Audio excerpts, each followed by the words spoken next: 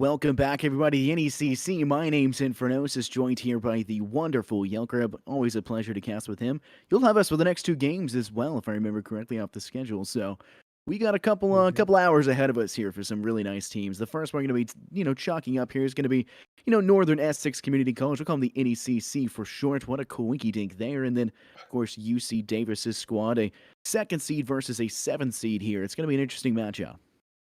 Yeah, it definitely is. I'm looking for NECC Northern Essex to just come out full tilt because they were coming off of their pretty much only loss of the season. Yeah, only loss of the season last week in the regular season, but they had like three starters missing and it kind of left a real sour taste in their mouth. I'm in the lobby right now, so I can tell you that they've got everyone here. And I'm thinking that they're just going to really just go gung ho and try to play their game and go back to that dominant team that they were all season. Absolutely. I think one of the big things to keep into, keep a hold of yourself here for is that you're going to see a lot of powerful plays. In this division here for the Challengers division, it's a lot of aggressiveness, a lot of just unbridled aggression to come forward. So we're going to see a lot of contention, I would say, when it comes to fighting in a lot of these brawls. So a brawl comp could be what we see. I mean, that's a usual go-to thing. And when you talk about the NECC 4 Challengers divisions, they are the defending NECC Challengers Division champions, and this is their second year of their program. So they're looking to make it two back-to-back, so it's another thing to keep rushing, keep in mind. But for the opposing side, UC Davis, they like rush comps. They like to run in. They like to play forward. They have a very young roster in the terms of that their team is new. It's very fresh. The first tournament they ever were in was 3 months ago, so they've made it all the way through here, and now they're fighting to not be knocked out of contention here for this Challengers division. And what a tough way to start off. Yeah, and they're one of those teams too where if you look up and down their roster, you can see players who are slotted for tank or DPS. And on ladder, they have a peak that's higher on a different role. So it's one of those rosters where players are joining because they love the game of Overwatch and they'll fill any role they need to on this team. And I kind of like to have a team look like that because then you have these high ranked players off rolling a little bit and they can bring some big brain plays, but maybe I don't know. The rank just doesn't reflect it. It can really kind of surprise you if you just look up and down the roster. But NECC, pretty much everyone plays their main role, not just their main role, but this is a team that doesn't really flex around too much. They like to run a lot of brawl, and they're one of the best in the division at it. Yeah, I mean, you're going to see a lot of probably speed boost into fights when it comes to Brawl, right? You're going to see a lot of them trying to quickly get into the face of the opposition. Everyone knows if you don't have a Lucio when you're bringing a Brawl, then what are you really doing, right? Quite Oh yeah. honesty. I mean, you've got to get into the fight. You've got to get into their face. You've got to have that contention going forward. And if you're not able to get your Rhine into that battle to start swinging and dealing that a large amount of damage to get that shatter charge up, to get that, third ability up for himself, then you kind of are wasting the opportunity. So I know for a fact that SGK Carroll will be bringing out the Lucio quite a few times. They are a pretty big Lucio main when it comes to that, so we'll see her bring that to the table. We're going to see, of course, Freaky J come through as well, who is apparently a standout player on multiple roles and multi-talented as a regard. So maybe we see an Echo if they're able to play more than one, style of play. Maybe we see them come out and try to play a little bit of everything. That would be nice to see. I know Freaky J has previously gotten player of the match in a game that I've casted. Pretty phenomenal player, very flexible as well. I think they actually got player of the match, if I'm not mistaken, on a game where they played tank. I think they specifically played Zarya and Tilted for some reason was not here. But yeah, that's just the kind of firepower that this roster brings. Like I said, they like to play their main roles for the most part. Freaky J, though, is one of those players who has pretty much an equally high peak on DPS and take. So that's just their utility guy. And as a team, you love to have that in your roster because the meta can change and teams have to adapt on the fly so often every couple of weeks in Overwatch. And Freaky J really fills out this roster in a way that allows them to play at a very high level, patch after patch. Yeah, and I think that's one of the things you have to keep in mind. You got to be able to stay consistent at that level of play. And if you're not able to do that, then one off week could be the end of everything. And especially now in this playoff season here for the NECC, an off week is off everything. You're out. It's going to be the end of your attempts here in the playoffs. And while a lot of teams maybe haven't made it to the playoffs in the first place, these teams that have fought their way in and have made it all the way through to here now have to fight with their life on the line in a technical sense for their team. So obviously, when we're starting off here, I believe we're actually going to Nepal first for this control point. be interesting to see this come through. You're gonna have to see a lot of aggression when it comes to fighting on Nepal. A lot of environmental kills could come through. We have seen this earlier today when I had the pleasure of casting previously with Nuclear. We saw a lot of environmental kills, 5 coming from one player on Ilios. But now we're gonna see Nepal, which has a pretty good substantial reasoning for environmental kills as well. So I'm predicting maybe 2 or 3 total in this matchup. 2 or 3 total on Sanctum alone. I'm gonna go with the over on this one if we were going down to Vegas. I'm gonna go with 4 or more. I think Carol's got to get active with the Lucio boop. I think she's got to be like, all right, I may be the director, but I can also game. And I think she's going to get at least 2. There's going to be a total of 4. All right, you know what? I'll take you up on that. We'll take that one straight to the bank afterwards. I'll give you $1 Venmo if it's more than 4. And then I'll give it to Caroline since she's the one who would have to do it. That's a Sprite at McDonald's, any size. Yeah, you're good. Any size. Actually, I'll give you $1.09 for tax. I'm not going to be rude and make you pay that tax out of pocket. Aw. There you go. I'm a nice guy most of the time. We're actually on Sanctum first Infernosis, so I think right out of the rip, we could have our chance at this little wager. And, if it was a 2-0 on Control, we might actually have not even had a chance to see this map, but it turns out we will. So I made that bet before I was even loaded in and saw that it was a possibility. I'm glad you took me up on it. Well, I'm very glad to see that it is actually this one. I would hate for it to be an unfair matchup, a no contestation because it didn't happen, but we are seeing Caroline over onto the Lucio as well as having X alone on it as well. So we're going to have multiple attempts for that to go through. You could see Khakis go for a boop off as well by diving into the Diva. Obviously, Ryan's going to kind of charge off, but that, may put yourself in a bit of a poor situation as well to go for that. But beyond that, I mean, it's a pretty fair, even comp. You're going to have a Zarya on Tilted and Khakis on Diva, so nothing beyond that except for the Mei and Tracer differential. Yeah, and right now we can see both teams just posturing around this mega health pack room, just kind of turtled around, one team inside, one team outside, but the ice is finally broken here by UC Davis, and they're going to roll right into a pick onto the main tank. Kermi, Monterey takes them down, but playing with awfully low HP is Smokey the May. She's got to do a fair bit of work just to stay alive, but it seems like if she's able to, UC Davis should be able to rotate right around to this point and take it. Yeah, they're able to stay on top. Osiris will be able to find 2, but Monterey finds Caroline in the process. And now you're going to have a difficult situation if you're the NECC. You're going to have to take a step back. They're going to take a step forward instead because Khakis just got felled off after Osiris de-necked them. And now you've got a poor situation as it's going to be an objective retaken with only 8% off the board. An unfortunate position, and these Mei walls are trying to cut off one player, hopefully Kermi on the opposing side, but they're just not able to separate them in time for the wall is able to be disconnected. And one thing UC Davis did succeed in that first fight was charging up their ultimates, but it's going to be, looks like Kermi dropping the slam, the first ult of the game, but a good job countering by UC Davis to get them through this mega health pack room, but now they're stuck in a grab. Carol is right up point blank, doing tons of damage alongside with Tilted. That's going to be more than enough to clean up this fight. Man, Tilted's grab right there, phenomenal. They do pay the price from Khakis, unfortunately, but the teamwork and coordination beyond that, they'll clean up. Northern Essex looking hot right now as they managed to deny anything more than 8%, and they were able to hold on to the point as well, despite Smokey dropping in for a shatter of their own. But now you've got to do with 4 ults on their side. UC Davis could really make this difficult for them. Northern Essex just rolled right into a flashbang, and Carol as well as the tanks were taken down very swiftly. Infernosis, that was a great fight for UC Davis because they didn't need anything. They're going to flip this point with those 4 red check marks again and the Diva Bomb and Shatter coming online. Yeah, and Smokey has that one extremely close. This is going to be, by the time this next fight happens, every ultimate ready.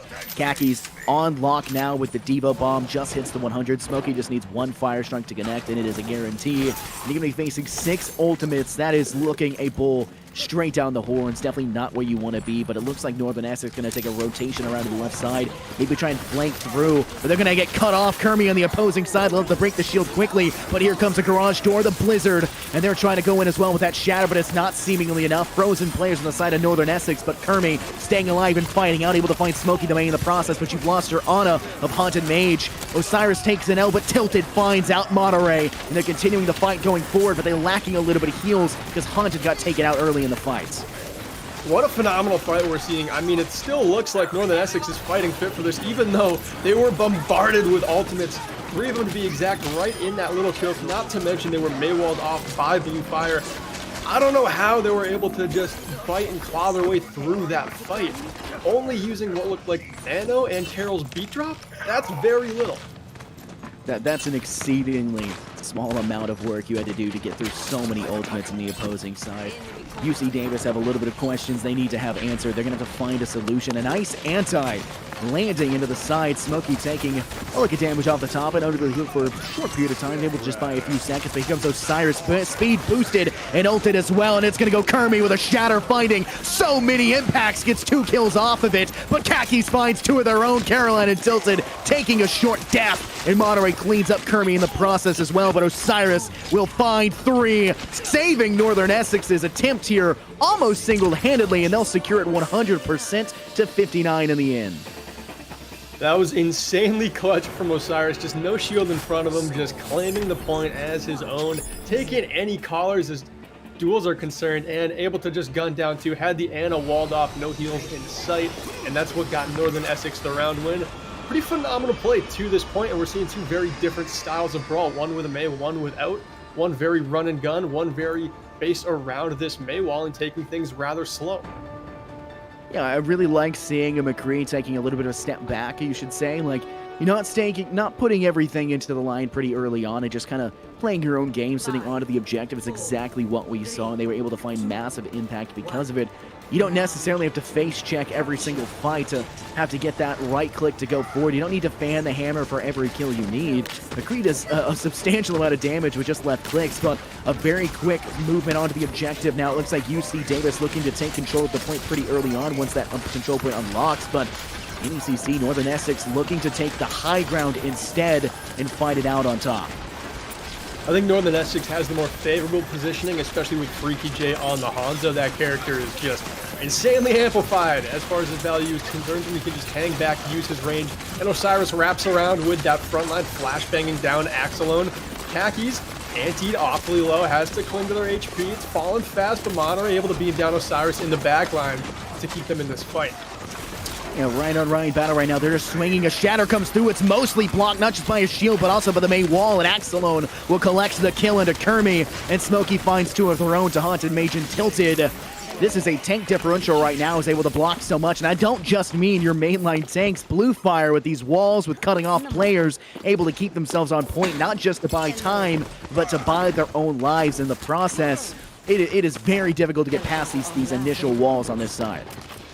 Yeah, and UC Davis, they're running a fantastic strat with the Sim and the Mei. They have the teleporter from this high ground back down to the point to retreat, and this Mei wall up close like we're seeing right now. It is so tricky to get through. Freaky J expends his ultimate just to take down Axelone, and it might get them through, but it's only going to do as much as expend a few of UC Davis's ultimates. Yeah, Blue Fire just collects so many, will be followed by Kermie, but Kermie gets charged straight into a brick wall and will pay the price from Smokey. And while you do have a player contesting, that'll be Carol, and they will be felled out quite quickly afterwards. So a bit of a stagger on the spawn, and now Northern Essex has to kind of wait a few seconds longer to go forward. But with a 65% to 0, Northern Essex have a couple of questions they need to be answered. They need to get on point, get some ultimates charged. We've got a lot at about the 80% mark. Tilted should be able to get that one charged up for this next fight, but the question still remains, who is this Nano of Haunted Mage going to go on to in this next fight? I would love to see it just go right onto the main tank. That's going to be what they need to keep them alive through Monterey, who's already at a level 3 beam. Kermie couldn't stay alive long enough for the Nano to come online, and one by one they start to fall. Have to be careful, already at 88%. Khakis get sent up into the skybox off camera, and in the meantime, Smokey the Mei finds 2 in the feed, probably to close this round out and tie this up 1 aside. And for Gnosis, I was really impressed by the use of that Sim TP to just both claim the high ground and the low ground, just a step away from each other. Yeah, we know that Northern Essex really liked to play that high ground initially. They took the high ground in that initial fight, let the other side, let UC Davis take the objective and fight when it was, not open just yet. And they said, hey, we also like the high ground, so we'll just take the best of both worlds, as Hannah Montana once said. So they get themselves in a position where they can say, hey, we'll fight you anywhere and in everywhere you want to, and it's exactly what happened. So it's going even breakneck here, 1-1. This will be the final contestation point here, no matter what, for this map. It's a toss-up at this point in time. There's no way for an environmental kill unless you get greedy and have to go for, or needy, I should say, and have to go for that big health pack on the side. It's just going to be a lot of brawling on this central point. Yeah, and Monterey sticking on this Symmetra Blue Fire on the Mei. I think this is the composition they want to run with. And NECC not changing a thing. I think they're thinking that last map just wasn't theirs. They are going to switch the hit scan that Osiris is playing, but really not much of a change there. Already an objective fight going on. It's an anti that actually connected from Haunted Mage, connecting and finding 3, but it's not going to matter. You got a Mei wall to cut off space. They're already punishing the 2 players in the backside because Tilted gets too far, and Osiris is caught off guard as well. And Smokey finds a Fire Strike into Haunted Mage's face, and Monterey cleans up the rest of the supporting line. UC Davis spectacularly winning this first fight completely one-sidedly.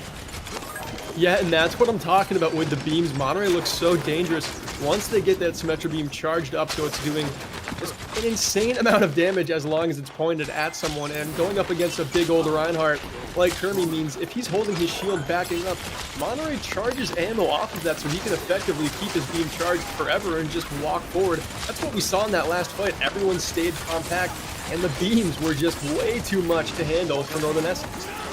We already see a Dragon Strike coming at him from Freaky J. It does find a little bit of impact, but it's going to be an Immortality Field that saves Kermie. Finds a Fire Strike to Smokey, but Osiris, who switched to the Reaper, finds Monterey refragged back by Blue Fire. But Kermie will not be felled. A charge to Onizuka, and then finds Axelone with the swing. A cleanup done quite swiftly as Kermie and Tilted.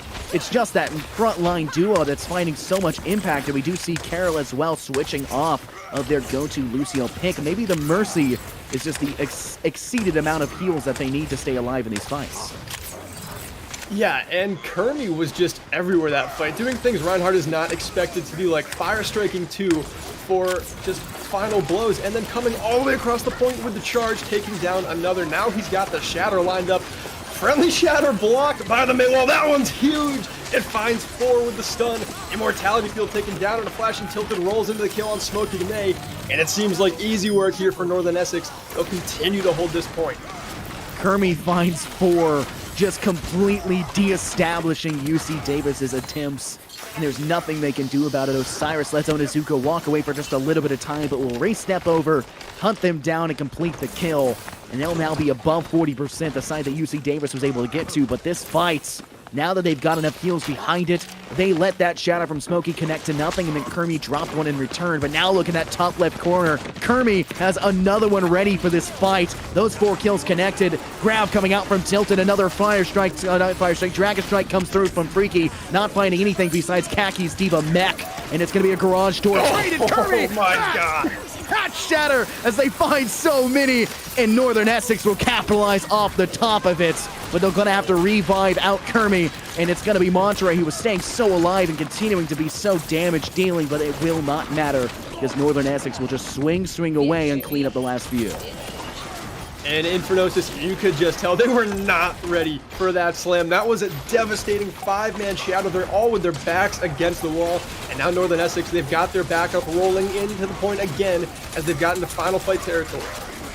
I don't think they knew that Kermie's Shadow was available. I just don't think they realized just how quickly that was, but it's going to be a little bit more of a contestation here. First stepping onto the staircase, a boost does come through. Osiris drops the Death Blossom, but doesn't find anything. Tilted does instead as Freaky finds a Stormer to Onizuka, and the bomb will not connect from Kakis. Cleaned up now as Kermie gets a Shatter in, finding 2 up top, and cleans up over there. Freaky jumps another Dragon Strike off, and the last player of Kakis de-mech'd and de-lifed. It's going to go in favor as Northern Essex will narrowly escape losing the first map and will ultimately take it in their side.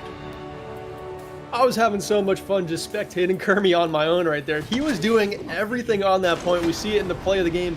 I'm not even sure what Shatter this one is. It can't be that obvious. It's going to be, of course, this one. Through the Immortality Field, cuts down everyone, leaves nothing left of UC Davis.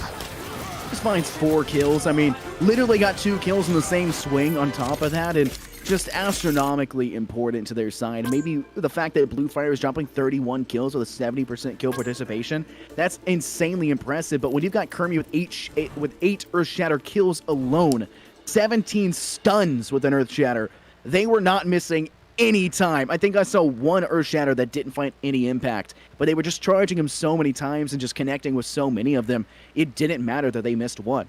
They ultimately will lose out on round 2, but it doesn't matter because they'll take round 3 spectacularly.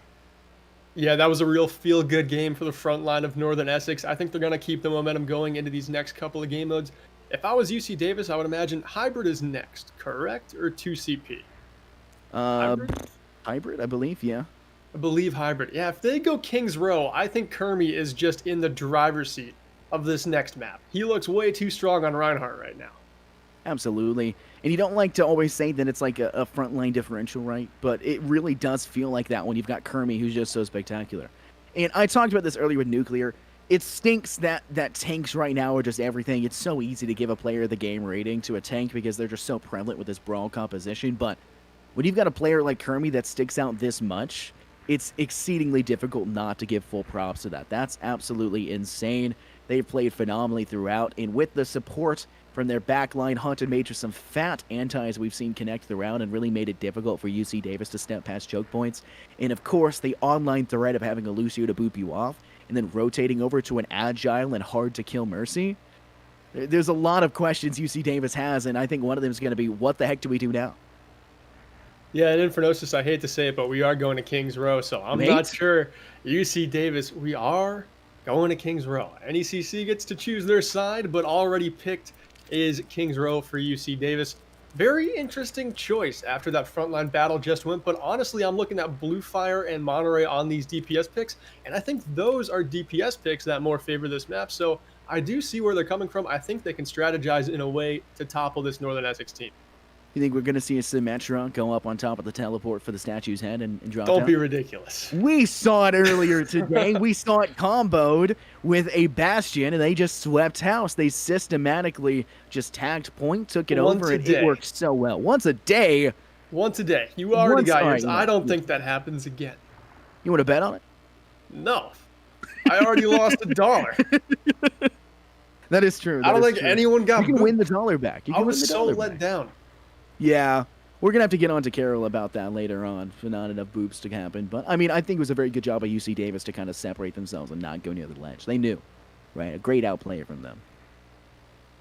Yeah, and going into Kings Row, I'm kind of interested to see if Khaki sticks with the Diva pick or goes with the Zarya, because Kings Row, obviously, everyone kind of knows it if you're familiar with the game of Overwatch, that this is the Rein Zarya map, but Reinhardt Diva is in such a strong place and such an aggressive rundown comp where I think Khakis can get away with it on this map, even though Tilted is incredibly strong at Zarya. Absolutely. One of the biggest things to worry about when you're talking about Northern Essex is going to be that front line. We've talked and raved so much about Kermie.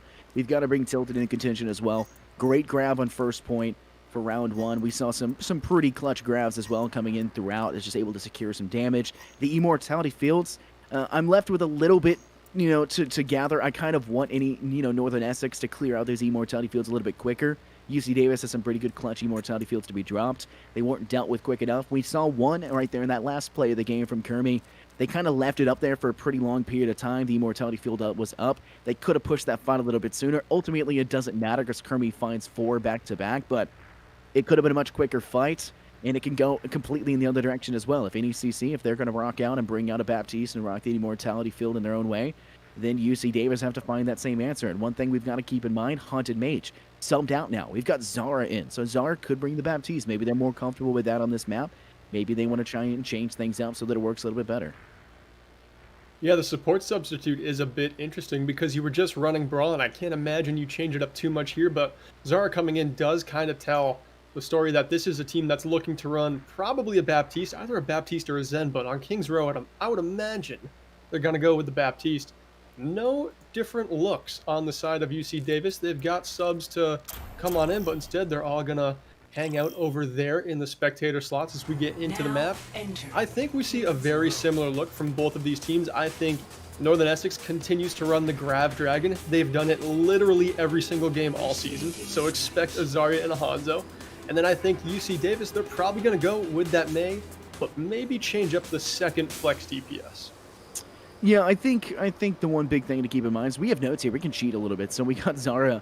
We know that they like Zenyatta Baptiste. Great call out. We know that they like that. So obviously a good choice for a map like Kings Row. And I think that any team that can put down an Immortality Field, you put yourself in a place where you can, fight a lot more uncontested. But the difference maker is, are you facing a team that clears those in time? Are you facing a team that goes in a different direction? I had I guess, the pleasure of casting an NECC game, not on NECC. It was a different matchup in the two teams. One team would have lost, absolutely would have been just completely steamrolled, but the other team didn't shoot their immortality fields. It hurts on the inside so bad to watch that team lose because the immortality field difference, they were thrashing them by all accounts. It was such a DPS difference. They were playing so phenomenally, just they wouldn't shoot the immortality fields, and they paid the price accordingly. I think they still make it into the playoffs, if I remember correctly. Both teams did, but it's so weird to see that it goes in that differential. We need to see, you know, the side of UC Davis counteract immortality fields. We need to see them work in the other direction. Both sides need to shoot immortality fields. I guess kind of the rant I'm saying. Unicorn has his, saying you have to bring Lucio. I'm saying shoot immortality fields. Yeah, in the previous game that I casted, Concordia, Wisconsin versus Randolph-Macon,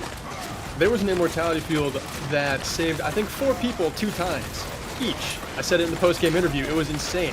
But now we've got the first fight underway, and it does look like Zarya is on that Baptiso.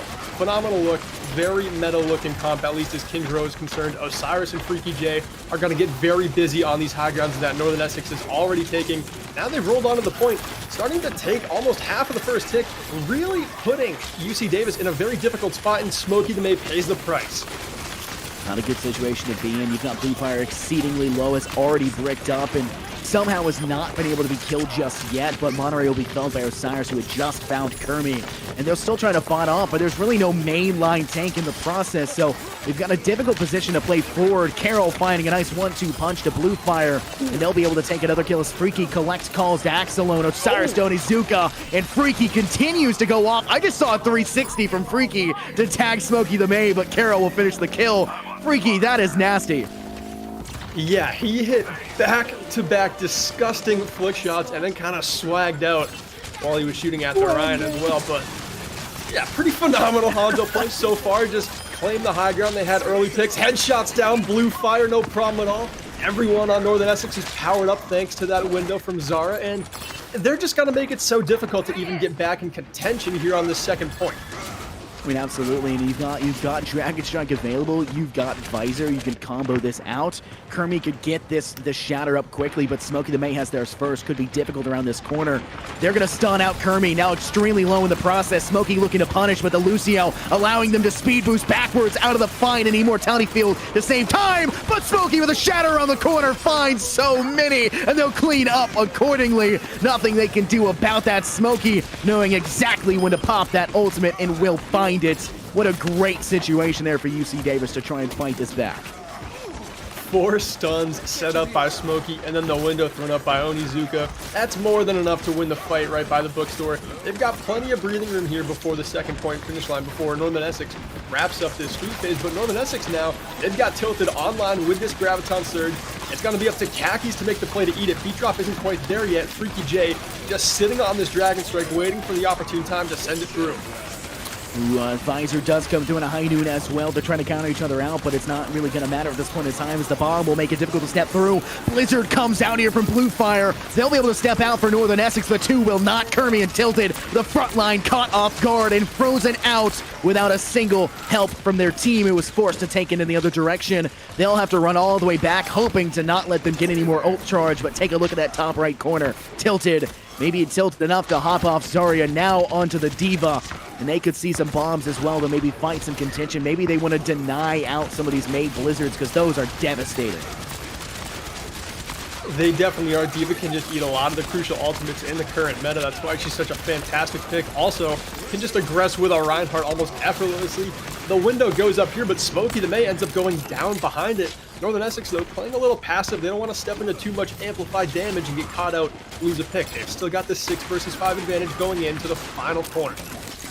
Yeah, it's a great way to put down the garage door, putting it down and, you know, use it as a way to escape, because teams don't want to push into that. It's dangerous to push into that. Hold that angle, watch out in that direction, and trying to, you know, play yourself accordingly. But they'll throw down one of their own. Zara finding a connection as they put it down, helping Osiris connect with a Helix rocket into Smokey the May, and Kermi comes through swinging, finding Monterey, but Osiris with yet another Helix to Khakis, and it's just Osiris Kermi, Osiris Kermi. Freaky J throws their name into the field for a little bit there, but it's still just the Soldier and Rhine carrying it up, the older 2 duos inside of the Overwatch League here, and they're going to continue to find themselves rapid success.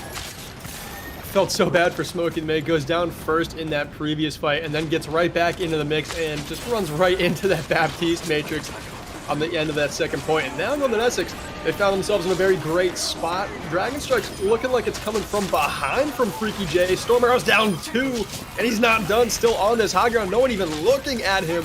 Just uncontested damage, raining in arrow after arrow, trying to land the final one on the Blue Fire, but for now, evaded. Headshot after the Storm Arrow gets let loose.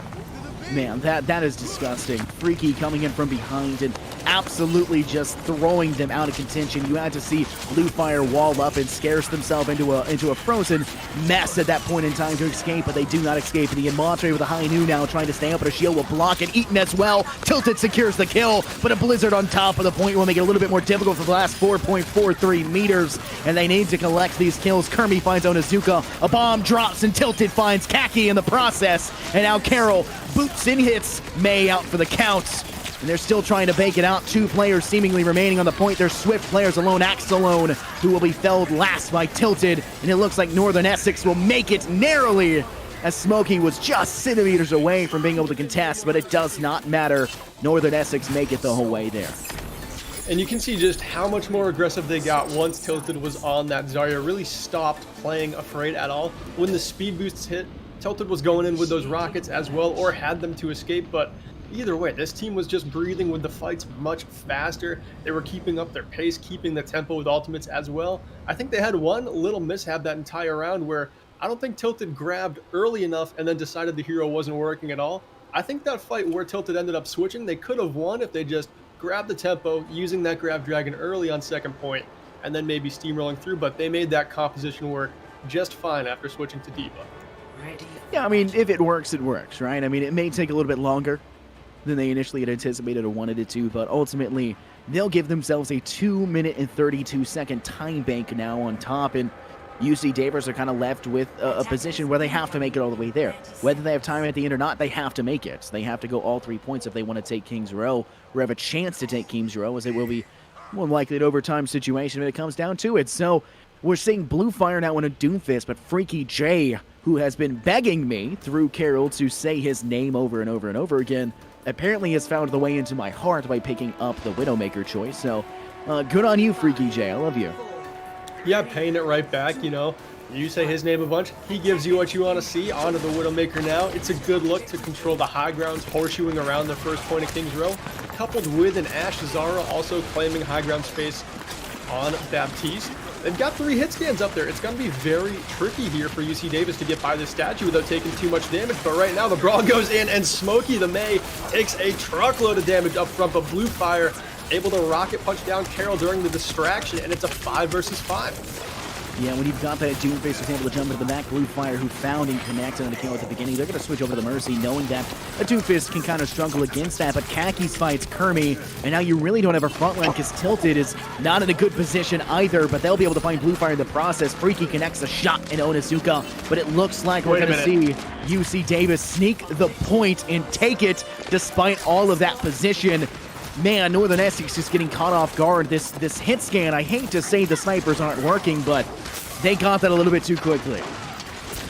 And these snipers just won't work on second point. I think there's almost no way. The angles just aren't quite there. Third point, it's a better looking comp, but this is the only real part of the Streets phase where this comp looks any good, and that's why this is the longest sight line right onto the spawn door. Freaky J doesn't miss the shot onto Axelone, has the Mercy damage boost as well, goes up to the window, taking very aggressive positions. I would imagine they swap off of this Widowmaker the second the cart moves past this point of Streets, so you might as well just be as aggressive as possible while you're on it. Finds another onto Monterey. Can they get a third?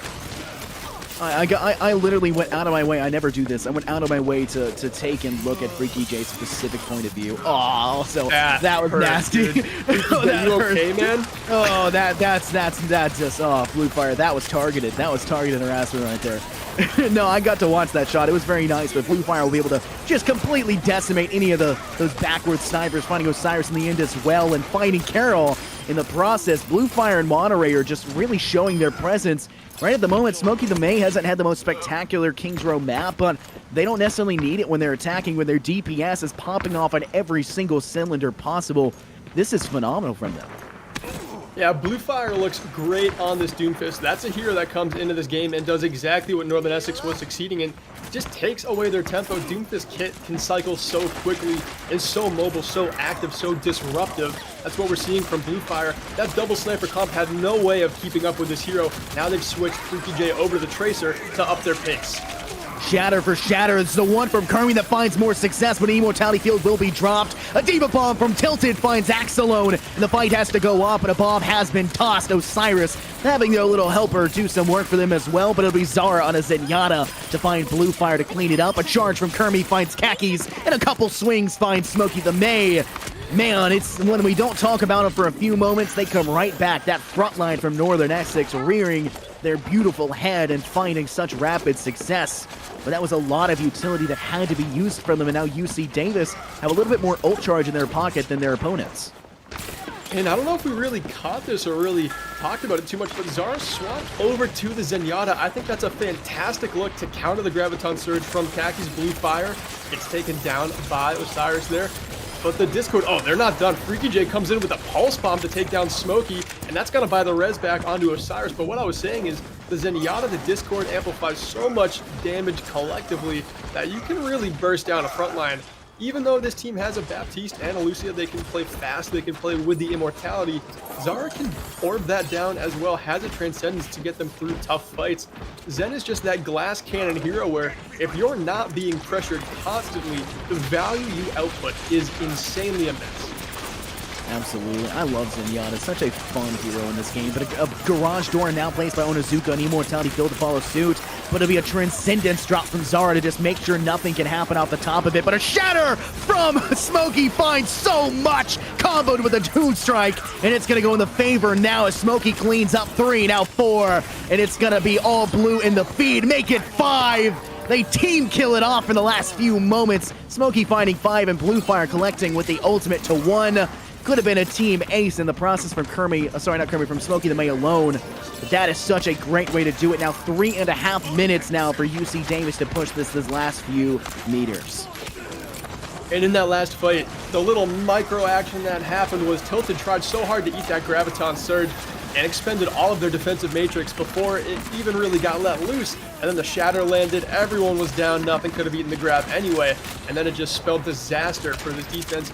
But now we're seeing the attackers come right back in, looking like they've collected a kill on the Tilted. Can they make any more? But Freaky J also goes down. That is the stopping power for this team. The attackers roll into 2 more kills. Smokey the Main not stopping there. Monterey and Blue Fire clean up the last 2. That is 2 team kills in the last 30 seconds. Yo, 2 team kills, last 30 seconds. Northern Essex, they desperately need to find a solution because right now UC Davis are tearing through them. They find 1 kill and then they capitalize. They punish you accordingly. You lose 1 and they say now you lose 5. Now you lost the last. Nothing they can do about it. The fight has to go forward. Freaky sneaks and finds Blue Fire with a nice shot. Still trying to contest forward as they'll take out the Immortality Field, but a Shatter from Smokey finds so much, saved by an Immortality Field, and a High Noon from Montre will only find Bob, but Zara connects onto Smokey. They gotta contest the point, but it's going in both directions as Onizuka finds 2 to Kermie and Zara, showing healers can do it too with that hit scan play, and Tilted knocks Axelone off the map. Blue in the feed as Blue Fire takes Freaky, but Tilted finds 2 of her own. Blue Fire is not going to be stopped, however. 0.58 meters away. They will narrowly escape. They have to touch. Here comes the ults. It's going to do a lot of damage on the way down. Who does it go for? It's just going to be to escape. Goes for Monterey. Goes to his teammate. High five. How you doing, buddy? Well, Blue Fire did everything in their power to try and keep that one alive for UC Davis, but in the end, it just wasn't enough. 2 members went down to gravity. One was booped. Monterey looked like he just rolled right off of the point. And I think that might have been what ended up costing that fight, which was pretty difficult to lose because now the time banks are no longer very competitive. That was a very important fight for UC Davis to win. Man, Freaky, who's going to go and pop the High Noon, now taken out as Onizuka will punish accordingly. Smokey the Main shield be felled by Kermie, who hits a Shatter kill on Axelone alone and will clean up on a Monterey as well. Tilted able to find their own, but in the end, it's still Kermie who collects everything else with a nice Fire Strike to end things off into Onizuka. this frontline differential that we've been noticing the entire time. This last point for this brawling section, Kermie has been able to deny their opposing player, Smokey the May. She just hasn't been able to connect enough. It's these shatters, though, that give them any chance. And Smokey, she has that coming up soon. She could find so much impact off of that if they can just get deep enough into the back line of this Northern Essex side and connect with enough, but they can't connect at all because Zara hits a nice orb. Gosh, Discord is just awful to deal with. Yeah, you can see it up in the scoreboards too. Whoever's got that Discord has the icon right next to him. Looks like a little sphere with a minus symbol in it. And it was just living on Smokey the May for probably 10 seconds on her way into the fight and never even showed up. Killed before she got to the welcome map. And that is just the power of Discord. And now Baptiste Matrix powering up Northern Essex as well. But a shatter gets laid down by Smokey. Finally finds something. Zara is no more, but neither is Smokey. Infernosis, it's anyone's game going into Kings Row third still. Osiris! Oh my goodness, Osiris finds 3 in the process. That is the nail in the coffin. It was a nail biter through and through to the last few moments, but Northern Essex narrowly escaping. This one was even closer than all of what we saw last map. I mean, this was insane by all accounts. I want to see this play of the game. It's got to be the tanks, right? Like, obviously, it was going to go to Smokey or Kermie. It's going to Smokey. She comes in. This was a fat connection. Just absolutely devastating. Comboed with that grab you talked about. When you don't got tilted to eat that because they wasted that field like you had spoken about, then, you know, they're going to collect off of it. Yeah, pretty tricky. Just run over right there. Both tanks seeming to do so much work, but in the end, it was Kermie putting a stop to that freight train that kept on coming at them, wave after wave. Smokey the May, that is. And I think the difference was honestly the Baptiste and the Zenyatta. That's a support line you don't see too much with Brawl, but the damage it outputs, you can see that Smokey the May has a very difficult time dealing with it. It's immense when you have that Discord on you and a hitbox the size of a Reinhardt. Yeah, I mean, it was a great match to behold. What a great series so far. But we're going to take a short 5-minute break in between this map and the next one. Scoreline so far, Northern Essex 2 and UC Davis 0 as of this point in time. But it's still anyone's game. UC Davis needs to change quite literally probably only 1 or 2 things, small things, and they could contest Northern Essex. It's weird to think that this 2nd seed and 7th seed are so close. But we'll do a quick little ad break. We'll catch you guys real short.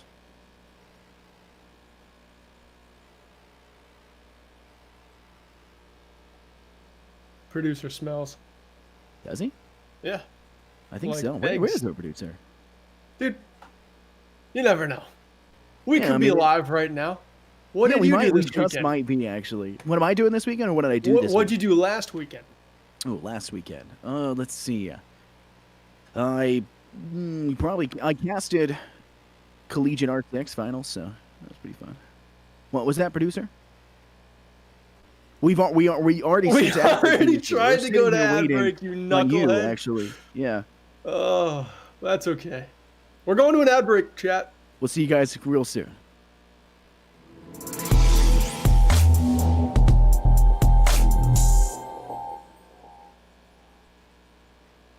Hey man, I just can't find a comfortable headset. I mean, I've tried everything. Literally everything. Sheesh, my brother. I got you. The HyperX Cloud 2 Wireless. Legendary comfort goes wireless. That is comfortable.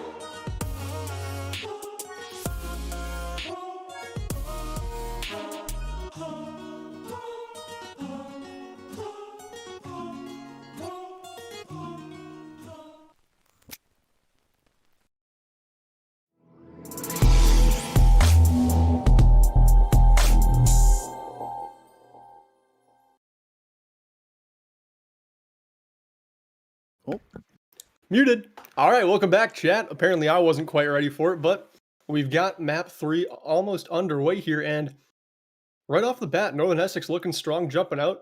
They've already got a win condition for the series on lock in this next map. We could have a quick one on our hands. How does UC Davis come up with some answers to what Northern Essex is running? well, they're gonna have to find something because this is the dreaded 2CP assault right now. Oof. So we saw Temple of Anubis earlier, and I literally said it was probably one of the greatest, if not the greatest play I've actually had the pleasure of witnessing that I saw come through.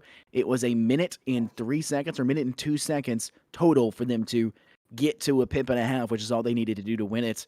They just sat in lounge, the left doorway, to go that left loop around, but they didn't actually go through the loop. They just sat in that room. And they just waited there for 15 seconds. 15 to 20 seconds. And then they came back out, they rushed to the high ground, and they Maywalled up onto the high ground. No And way. What division? Wait, what division was this? This was Champions Division, if I remember correctly. I may be That makes incorrect about some that. sense. I Or it was might like, be if you Challengers. I don't say remember. like, if you said something a little lower, I'd be like, that's an insane rotation. I can imagine just the speed of it too. There's no way you're ready to respond to that. Yeah, you're not. And they absolutely were not. They started rotating back around through. They was like, oh, if they won't come to us, we'll go to them. And then they weren't there because they looped you in a circle. It was like a game of Do-Si-Do. It's like those Looney Tunes sketches. Or like the old They gave them the Scooby-Doo where they runaround. just start going through different doors, you know? Yeah. And they just took the objective and they just killed everyone. It was insane. It was actually monstrous. So we didn't actually have to see 2CP. We just saw one. And it never got completed to its full extent because it was just such a phenomenal job holding it out. But this one's going to be a little bit differently. Obviously, we're not inside Champions. We're inside Challengers Division. These teams have been insanely neck and neck when it comes to the control point. We've seen them be extremely neck and neck when it comes to payload. That's obviously not an option here, but a lot of time you have to travel to get to the points. There's going to be a massive respawn timer for that first CP to get all the way back over there to go for it. I mean, there's so much you have to worry about for both sides now that I don't think we're ever going to see that second point actually get capped. It's just going to be a battle of who can cap it the most. I think you're right. Second point is kind of the Thunderdome in Overwatch. It's just bare bones. There's nothing in the way. First point, however, is one of the most strategized points in all of Overwatch. We see it in the Overwatch League, in contenders. I remember in the very first couple of games of the Overwatch League, it was in the map pool, and we were seeing teams rotate on defense all the way around with a Widowmaker to perch them up right on that main choke high ground. Infernosis, I'm sure you know what I'm talking about. That's a Widowmaker's dream sightline. We're seeing teams, like you said, Maywall up Orisas onto that high ground to just start off defenses that way. And you can really fortify pretty hard on this first point, make some insane rotations. But second point, all guns are let loose. And I think that's where we could see a player like Bluefire really shine on Doomfist if it gets that far. Absolutely. I mean, Maze, we already know Bluefire likes May. So we probably are going to see that come through, like you said. I think May is just such a pivotal thing to put down those walls as an extra layer of shield. You put up a wall, and then your Reinhardt can drop the shield. You don't need a speed boost during that time just to let the wall do the business. And then the second that wall's gone or you pass that wall, Ryan shield up, speed boost activated, and make your way to the point quite swiftly and protected. But when it comes to that second point, you can't do that. You can't make it all the way through. You've got to have to go loop all the way to the side. You have a big safety net if you take the left route under and play inside of catacombs. You're a little bit weak, I guess. You can take a lot of damage because you're in the open on the right side, but there's a lot of routes through. You can just go straight down the middle. I guess it just kind of depends on how confident you are, but ultimately, it's just brawling. It's just like you got a 10-second respawn max as a defensive player to make it back to point. And meanwhile, the attackers have to go respawn all the way back to this first CP and then run all the way back over there. And then by that time, their entire team is dead. And then it's just another layer of staggering. You have to be really careful. The attack has to win not just one battle in a row, but 2 or 3 if they want to take that point in any substantial amount. Yeah, this is like the poster boy map for everyone who hates 2CP. This is the one that comes to mind. At least that second point, the respawns are insane. The mega health packs are right there, so you can just get a lot of momentum out of thin air on that second point on defense. But we're seeing some interesting compositions come out for this defense. Pretty standard for UC Davis, running a Junkrat on this point, just to make it a nightmare to get through these chokes, opting out of the May, opting out of a Doomfist pick. But I think that's a fantastic pick. Riptire itself has a ton of potential to swing back fights. We saw it in earlier games where you drive it around for a few extra seconds and it's just an audio threat to the other team that cues them up to play so passively. It's an ultimate that really gives you a lot of extra life on defense. We're seeing 2 Junkrats brush the table here, which is interesting. I know that Junkrat's extremely popular when it comes to this map for good reason, but we're going to have to keep an eye out for those Riptires. You're going to have to keep an eye out for so much of that explosive ordnance that can just break through shields so easily. But we're rocking a Winston, we're rocking a Hammonds. They're really trying to go through it. Northern Essex have a flank already going up. Smokey will be able to find Zara and connect with the first kill. But you still have to worry about the flank from behind because Hermes dropped in. It will be forced now to drop out to step away, and Zara revived and resurrected by Caroline. And this fight, it's still going on. They're still trapped inside this roundabout corner. Yeah, a great job from Freaky J to just get into the point, turn them around, buy some space to get the res off, and Tilted after being res finds 2 with a concussion mine. Sorry, he wasn't the res, Zara was, but anyway, Tilted finds 4. That's the story of this fight. And what a story it is, a headline, because now that defense has to go all the way back. They're not going to make it in time. They can maybe have one player step, but I think Monterey just knows it's over. There's no way to contest that. You've got Freaky going all the way forward on that Hammond, just, you know, getting a little bit of tag damage off. I don't even think we saw an ultimate at all, did we, in that entire fight? So we see Northern Essex take that fight without needing to expend any ultimate. So this next fight on this second point is going to be an ultimate battle for the ages. Yeah, Tilted almost has that Riptire, so does Bluefire, so those should be traded out this fight. No immortality field on the side of Northern Essex. That's what I'm noticing here as Axelone goes down. This Riptire coming up from Bluefire could be huge. Zara able to find the immortality field. Kaki's mech goes down. Tilted with the biggest tire we've seen, though, and that's a 3K. Tilted has connected with 2 3Ks now in the same match. A high new now being popped from Osiris. Not able to find impact, but it does not matter. 5 minutes and 2 seconds.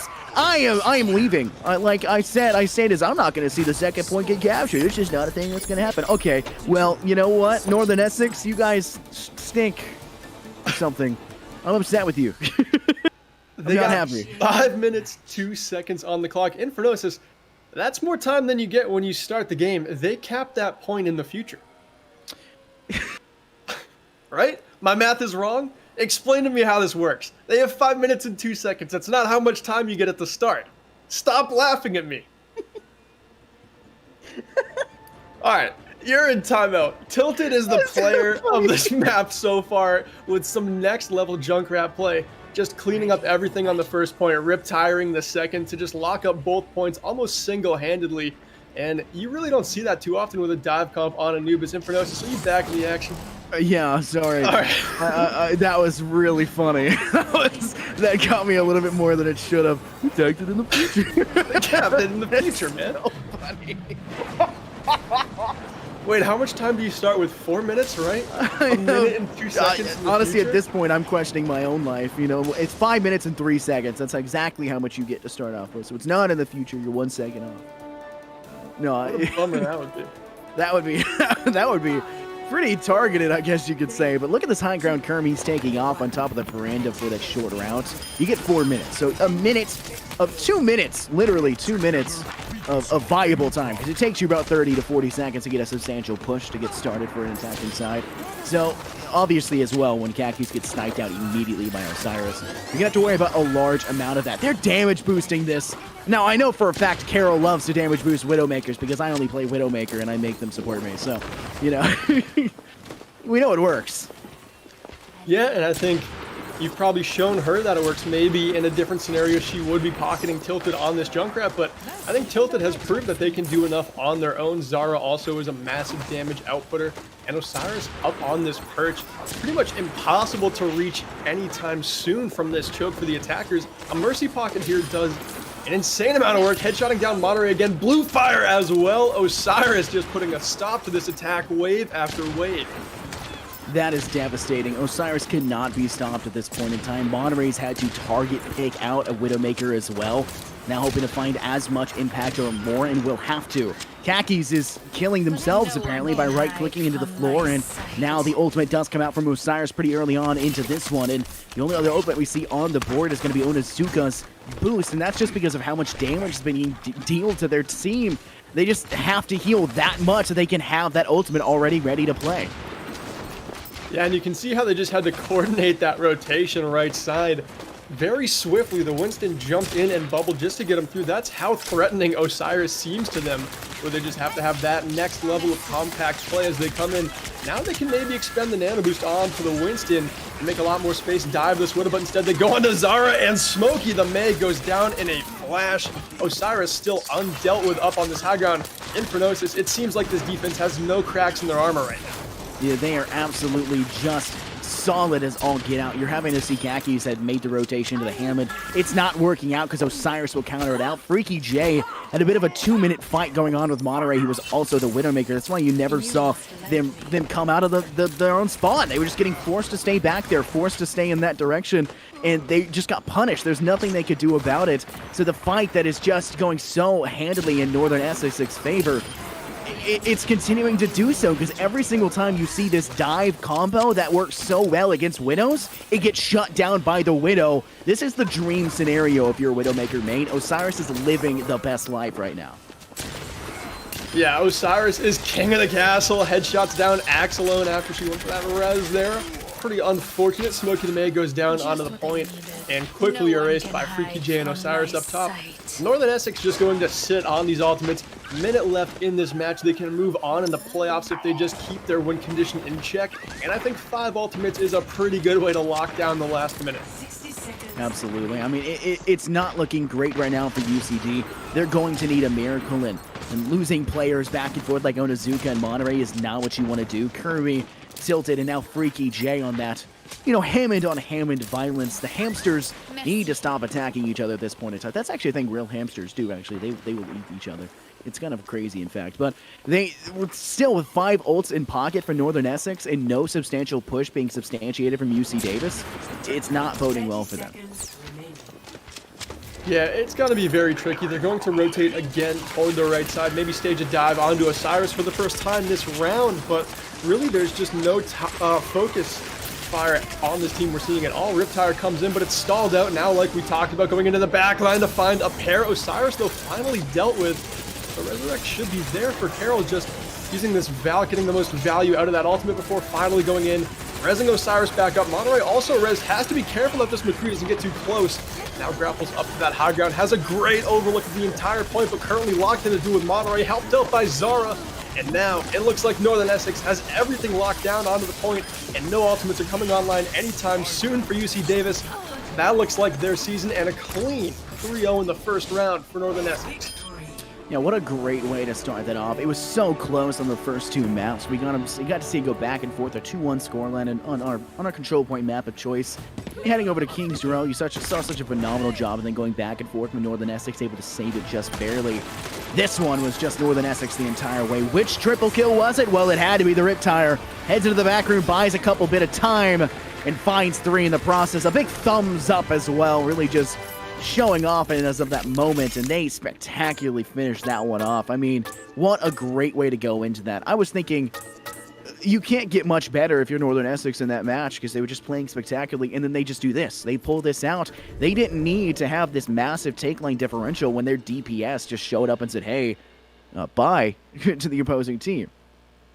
Yeah, 2CP was a great example of how Tilted was just playing on another level. Freaky J was the DPS previously in this game, but this team clearly has a lot of flexibility between their tanks and their damage dealers. I think everyone on the roster, though, top to bottom, they were doing their jobs almost perfectly in sync. It was like a hive mind mentality. This is not the team we saw last week that was missing 3 of their starters. They clearly came to play today. Everyone was excited to go into this match, and they come out on top 3-0. Absolutely, and we'll be heading into a short break in between this map and an interview with a player for the side of Northern Essex. We'll have that coming to you, but even after the interview, make sure to stay tuned, because we'll have another map, another game, an entirely new one right after that to keep you guys entertained, and that will be the last one of the night for this quarterfinals of the NECC, but make sure to stay tuned. We'll catch you guys in just a short 5-minute time period.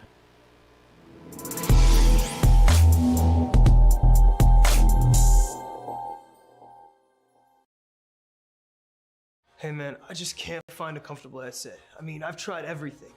Literally everything. Jeez, my brother. I got you. The HyperX Cloud 2 Wireless. Legendary comfort goes wireless. That is comfortable.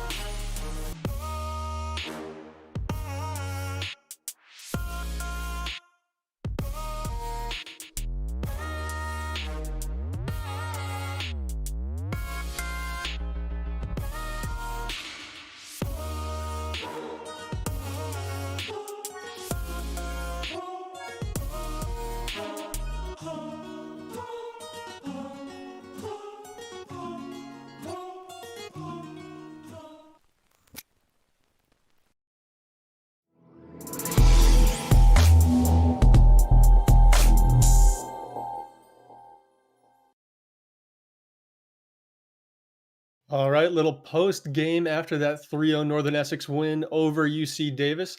Infernosis, do you have any opening thoughts before we get into a bundle of interviews with a gaggle of Northern Essex players? It's a word for a plural of things. Listen, you gotta stop laughing. All right, You go are an with some of enigma these. today. You are an enigma today. I'm usually like I'm used to having like a duo that I crack jokes with, like dad jokes. I've never had a duo that cracks more like vernacular jokes than I do. Just, like uses like fancy words. It's always just like basic like bottom of the mill dad jokes. But this is just like over the head China jokes. This is great. I'm liking this right here. But no, beyond the fact that Northern Essex did what a lot of people were expecting, they were the second seed overall. I mean, they could have been the first seed had they not taken that loss last week. Obviously, we know for a fact that they were a spectacular team and will be able to continue to show that reign going forward. So they're going to have to show it all off here as we get to the semifinals next, and they're going to be facing a difficult opponent that is continuing to have found success for themselves. So I think that it's going to be interesting to see whether or not they can continue that and maybe get back-to-back wins. I think they're pretty capable of getting back-to-back wins. Northern Essex, you guys can unmute your mics. What do you guys think? Are you pretty capable of getting back-to-back wins? Oh, dude, more than capable. What do you think? Yes, sir. All right, all right. You guys flexed it around again on tanks and on DPS. Freaky J, we've seen that from you and Tilted before. Tilted, what was up on attack, on Junkrat, on Anubis? You pretty much capped both points by yourself. Not to like take a slight at the rest of your team, but you just came in, got 3 kills on the first point, 3 on the second, and a flash. That was insane. It's all in the mines. All in the mines? No, the second one was a rip tire.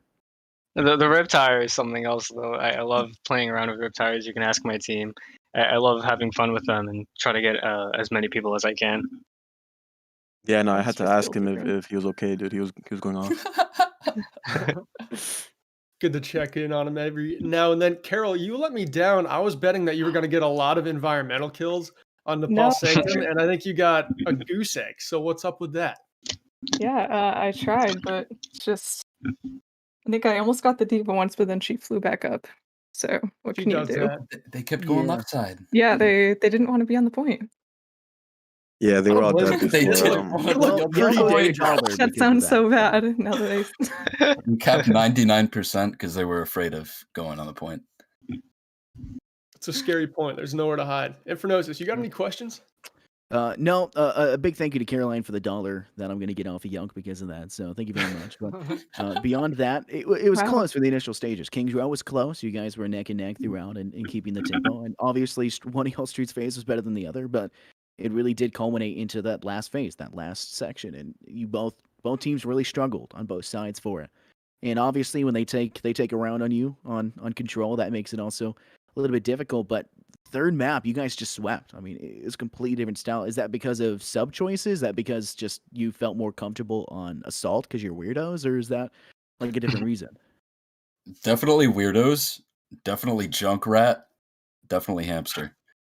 Yep, and Yeah. momentum. Widow, too. We also had a Osiris lot of was- momentum. Oh, yeah. No, Dude, this kid's no, a that's maniac. another How big could I point. forget? Osiris, unmute your mic right now. That was nuts. What's up, You, guys? I am a Widowmaker mate, so obviously I'm below human garbage. So it's got there's obviously some arguments to be made there, but it's pretty obvious where it is. You lived the Widowmaker dream. To be totally honest with you, I mean, nobody was able to contest you. They switched to Hammond, they couldn't do it. Their Winston couldn't make it over. You guys just managed to keep them so at bay that Osiris was given the space to just hit headshot after headshot and just fight. I saw at one point in time they switched to a Widow as well, and I don't think Osiris ever saw them because Freaky just jumped in and said, okay, I'll keep you over here inside your own spawn. I won't worry about it. It'll take me 20 minutes to kill you because it did take you 2 minutes to kill them in their own spawn, but you still did it, and Osiris had free reign because of it. Like, what's going through Osiris's head? Because I know what's going through my head. It's just endorphins in that moment, just happiness juice in the brain. What's going through your head when you're just hitting everything? To tell you the truth, I expect myself to hit everything. I usually don't play Widow that often, so I expected me to like miss a few shots. Sometimes I even tell Caroline to like, boost someone else, because I honestly don't rely on myself on Widow. He's humble. Shut up! Like I tell you this every single time. Shut up. I tell you this every single time. Like I'm not really that confident in Widow. I don't really believe myself in Widow, but I enjoy playing her, which is why I pick her. Honestly, this is like the one map I always pick her, and I try to like get headshots.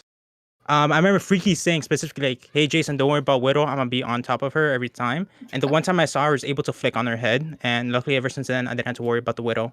While for the ball and the Winston, honestly, the Winston, I didn't feel like pressure out of him, but the ball from time to time I did. And when I saw he was gonna power drive on me, I had shift available, so I can just leave his power drive and try to like kill him from afar. So their tanks got gapped, is what you're saying? Yes. Yeah, and Right, Freaky really just harassed their opposing Widow. I mean, that's really what it came down to. Is just, hey, don't worry, I got this. They literally won't be allowed to play the game for 3 Quite minutes. literally, maybe- from my perspective, I was sitting there pocketing with Cyrus, and Freaky was just sitting on top, and he was like, "I'm just gonna keep shooting her every time she pokes out." The one thing that made me It sad. worked. The one thing that made me sad is that Anna slapped me, then teabagged me. I'm like, come on, man. Tactical crouching. Yeah, It's my a fault. part My of the fault. game. Tactical crouching. Yeah, It's part of the game. Yep. tactical Yonk, you got It's any in your head. questions? Not really. I mean, you stuck to your game plan. That was kind of the outcome that I was expecting. 2 seed going up a 7 seed. Coming off of last week, where were your heads at after not having like 2-3 starters, getting 0-3'd, your first loss of the season, kind of a big one, a heavy hitter, but you bounced back no problem. So where were your heads at last week, seeing this one on the schedule? Anyway, I'm Didn't going think with about it at Freaky all. J. I'm going with Never. Freaky J. So yeah, a little upset after losing. That's the first You had to switch his game stream we've title. lost in this conference, and I have streamed always with undefeated collegiate masterminds, something along those lines. I can't use it anymore. That's Kind of such a bummed out, bummer. but nah, we had to go into this game really confident because every other team aside from CSUDH we've beat before, so kind of just had to stick to what we know. Yeah, and I'm back now, so we don't lose. Oh yeah, Kermie 100% win rate in the NECC. The actual undefeated. There you go. Collegiate legend. You still got one. You still got one. Yeah. But I mean, it's all going to come down to you guys are now heading into the semifinals, and then you win that, you'll be making it to the finals once again. What's going through your head is you very well could get back-to-back NECC, first place trophies. That's the goal. Trying to win 2. Easy money, easy headset. Let's go. Easy headset. Who's the team that you think is going to be the toughest other than CSUDH? Probably Well, USM. I would have said the team that they beat today because we tied against them Yeah. and we beat Either of USM. those teams, really. Yeah. Okay, so you guys are even looking a little better after today than you maybe thought you could have been. Well, we're always looking good, man. I know. I mean, you're Northern Essex. You're We're even better with 7-1, Kermie. 20 map wins, 1 draw, 6 losses. You're nuts. We were missing Kermie week 9. We fell apart because we Oh we man, missed him so much. I don't know what to do without the big Lost the rectangle Kermit in the front of me. Frog, man. It's unfortunate. You mean the Oh. 17 shadows? Yeah, okay, yeah, That was that's big. a big reminder. That's Kermit huge. That's Shatter insane. 17. Oh. Yeah, that was nuts. Good night. You had in that play of the game, you swung 4 times, and in one of those swings, you got 2 kills in the same swing. So they were That's just too jumping insane. into your hammer. Like it was just like a dare or something. I mean, they were just It was eating against it. me. Come on. I mean, if I see Kermit swinging at me, I'm going right in. Yep. Yeah. The just nanos get are it over- Whoa, wait. Get it over with. Is that are you implying you need brain damage to hang out with Kermit, or like? I mean, whatever I can do to get close to the guy. He just wants to be taken into Kermie's loving arms. So Oh, you yeah, guys obviously definitely. have really good team chemistry. You guys obviously Yeah, really we're get all like along. best friends. Do you We're guys each other's think only that- friends. We don't have any My, friends. yeah, my only You friend. guys I wanna see how it play is, Among Us? Caroline. I see how it is. Do you guys think that chemistry really gives you guys like a clinical edge above your opponents? Yep, Oh definitely. yeah. Because They we might can be flame each friends other over there. I don't know. for bad plays. If they're best friends on another team, I don't know if we can hang. Till it's freezing. Yeah, true. That might be an auto loss. All right. Well, that's all the questions I have. How about you, here? Ricky J gets jealous. That's all the questions I had as well. All right, Northern Essex, you are free to go. Enjoy your win. Congrats again. Thank you, gentlemen. Thank you. Take care. Time to eat salad part 2. Goodbye. Well, this has been the NECC. We have another game coming at you real soon. Really excited for that one to come through.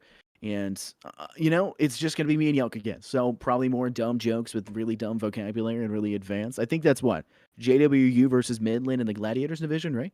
Yeah, Midland, the team that won the Gladiators last semester, so they're looking to start another playoff run, keep the success going. JW going to be a pretty tough opponent to get things started with.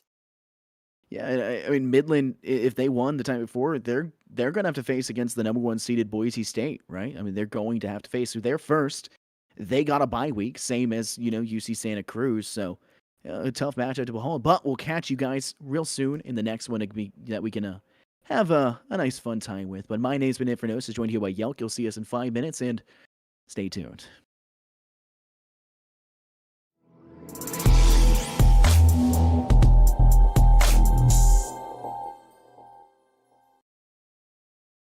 Hey man, I just can't find a comfortable headset. I mean, I've tried everything. Literally everything. Sheesh, my brother. I got you.